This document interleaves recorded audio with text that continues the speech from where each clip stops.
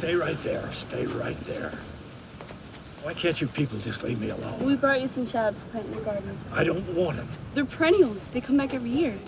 Considering that Clint Eastwood's most iconic roles have been pretty serious ones, it's easy to forget that he can be funny, that he has terrific timing with a very sly sense of humor. He growls and grumbles his way through his most entertaining performance in years in Gran Torino. Look, I'm not a friend of yours. Why do you insist on calling me Walt? Sorry? Mr. Kowalski. What are you peddling today, Padre? Eastwood plays Walt Kowalski, a Korean War veteran and lifelong auto worker who's disgusted with the changes he sees in his blue-collar, suburban Detroit neighborhood.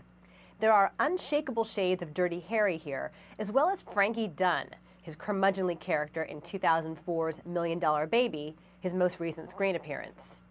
At 78, he combines both the tough and playful sides of his personality, in front of and behind the camera as star and director, with Gran Turino, which begins in broadly entertaining fashion, but ultimately reveals that it has much weightier matters on its mind. We're thinking about the house. You know, what with Mom gone, it's got to be a lot to maintain around here.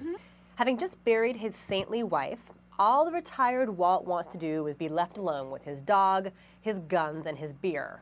A vocal bigot, he does not at all want to be bothered by the growing Asian population he sees around him, and especially not the Hmong family living next door. Despite hurling every imaginable epithet at these people, Just keep your hands off my dog.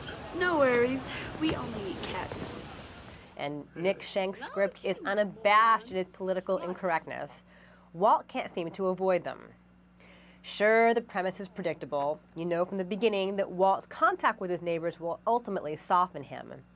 And maybe the performances are a bit stiff from his young actors, all untrained first-timers. But Gran Torino gets more intriguing as it evolves and grows darker. Till next time, from Los Angeles, I'm Christy Lemire, AP Movie Critic.